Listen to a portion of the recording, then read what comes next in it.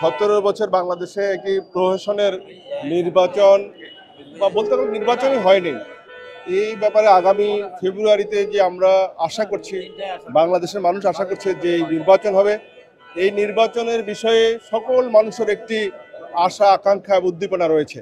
তেমনিভাবে এই নির্বাচন উপলক্ষে বাংলাদেশ জাতীয়তাবাদী দলের যারা মনোনয়ন প্রত্যাশী তাদের মধ্যে একরকমের উত্তেজনা, উদ্দীপনা এবং আকাঙ্ক্ষার কাজ করছে। তো সেই হিসাবে যখন দলের পক্ষ থেকে দলের চেয়ারম্যানের পক্ষ থেকে যখন একটি আমন্ত্রণ আছে যে যারা প্রার্থী তাদের সাথে কথা বলবে, অবশ্যই আমাদের মধ্যে একটি উদ্দীপনা বা আমাদের মধ্যে একটি আবেগ অনুভূতি কাজ করছে।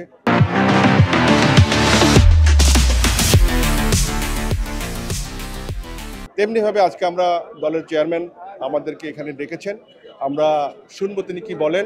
যদি আমাদের সুযোগ থাকে আমরাও বলবো।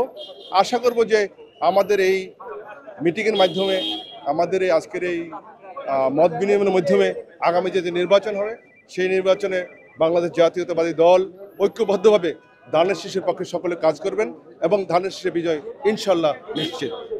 এই প্রতীক্ষিত নির্বাচন বাংলাদেশের সকল মানুষের এই আকাঙ্ক্ষার নির্বাচন।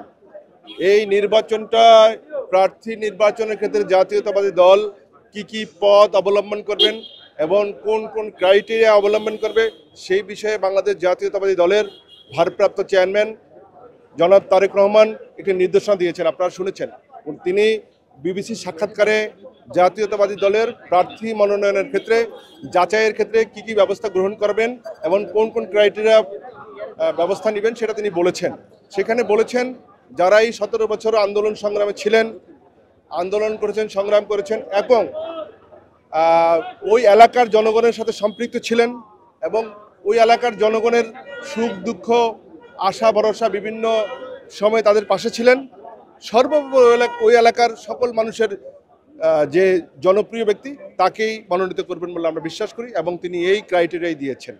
আসলে আমাদের দলের চেয়ারম্যান যদি আমাদের মাঝে থাকতেন বা এবং ভারপ্রাপ্ত চেয়ারম্যান দীর্ঘ এই 17 বছর তিনি হাজার হাজার মাইল দূরে থাকলেও তিনি যেভাবে আমাদের সাথে সম্পৃক্ত ছিলেন, প্রতি মুহূর্ত একটি প্রান্তিক পর্যায়ের দলের নেতার সাথেও তিনি যেমনিভাবে যোগাযোগ করেছেন, আমরা সেটাকে তার অত দূর আমরা মনে করি নাই, আমরা মনে করেছি তিনি আমাদের সাথেই আছেন।